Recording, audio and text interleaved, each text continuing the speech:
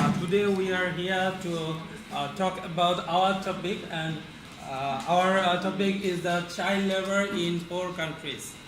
And for this topic, I am Esan to talk at first, and my friend Shadat will cover at next.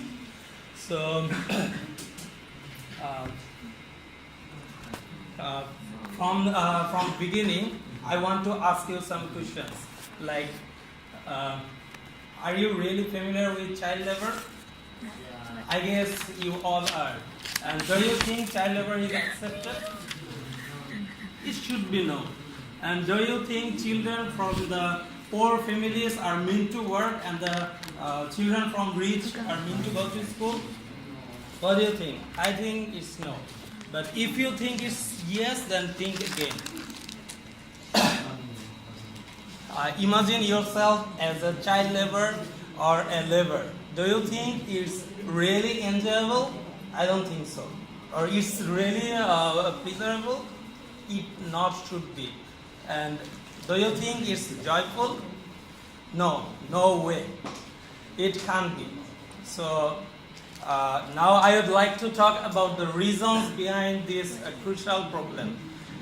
For the child labor, I guess there are a lot of problems like poverty, illiteracy, parental illiteracy, low parental income, and so on. But for today, we will only cover two topics. We guess the two topics are the most crucial problems, like the parental illiteracy and the low parental income. And I will cover the first one, the parental illiteracy. And what we call an illiterate people.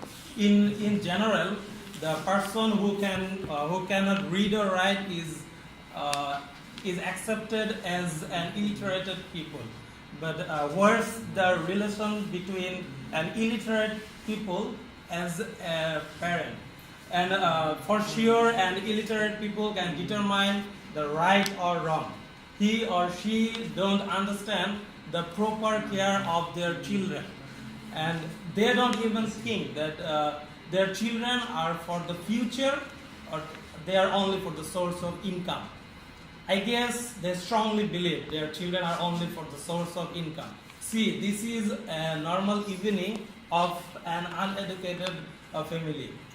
Here she is the mother behind. She is trying to teach their children how she made some toys or some tools. Or if this situation was in a good family or in an educated family, maybe they would teach their children how to act, how to behave in a society, or so on. But here, she is trying to teach her children how she made the tools. So, this happens every time. They don't understand the harmful effect of the child labor. They sometimes some illiterate people have a false belief that working makes their child perfect. Is not the education, is working that makes their child perfect. And in my belief, some uneducated family have their belief in further ways that they are illiterate, they are uneducated. So there's no necessity for their children to get education. In normal people or in general, we think that education is the backbone, or education is the basic right of any child. But an uneducated family, they don't even care to their children for going to school. They only think about their income or their source of income. They force their child to go to work and so on. They, in simple word, they don't care about their child's right. They only care about the income. So, in my opinion, I guess not only the child, the parents should be educated as well to stop the child labor. And that was all from me. Now I ask my friend to come on.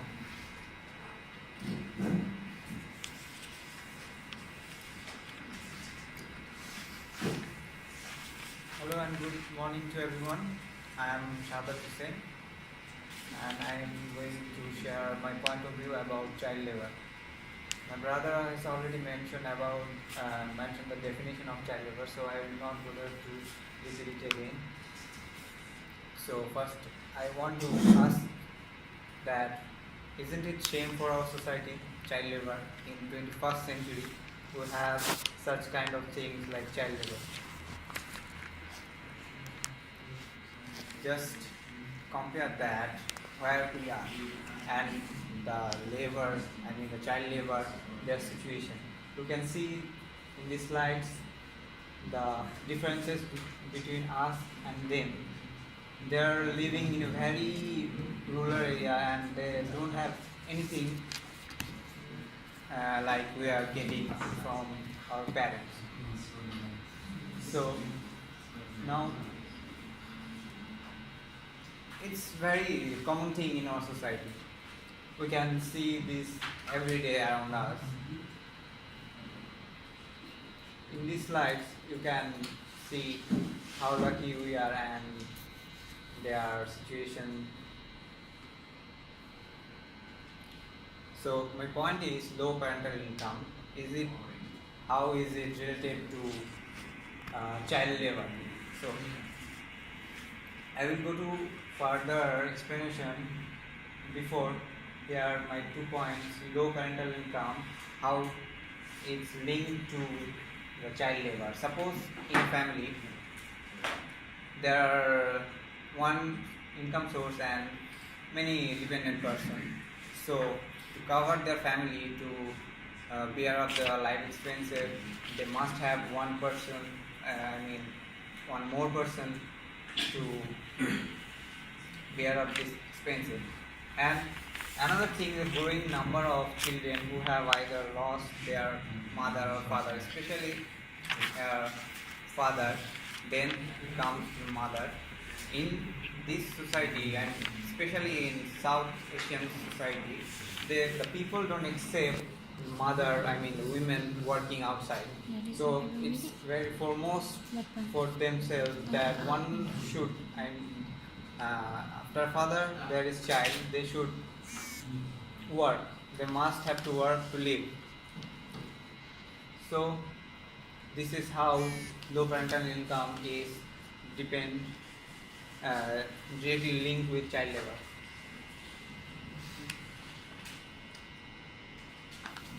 Then there are such families, they have many siblings.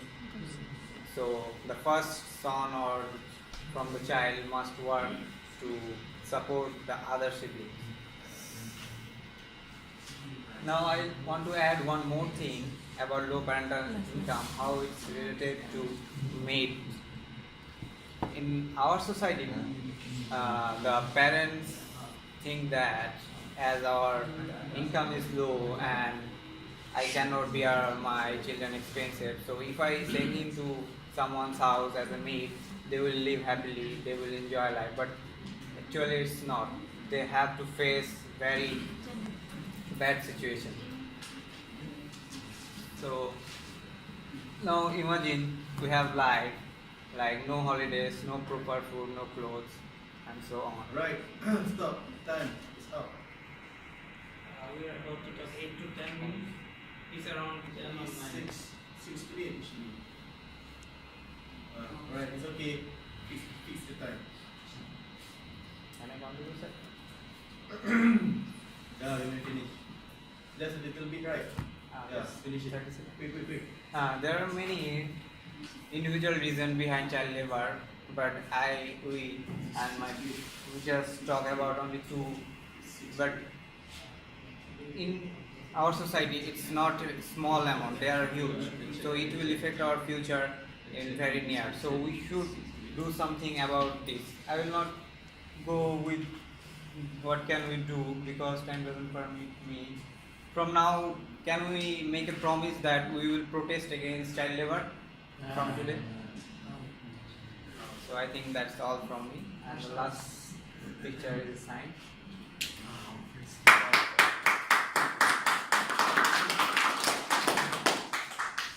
stop.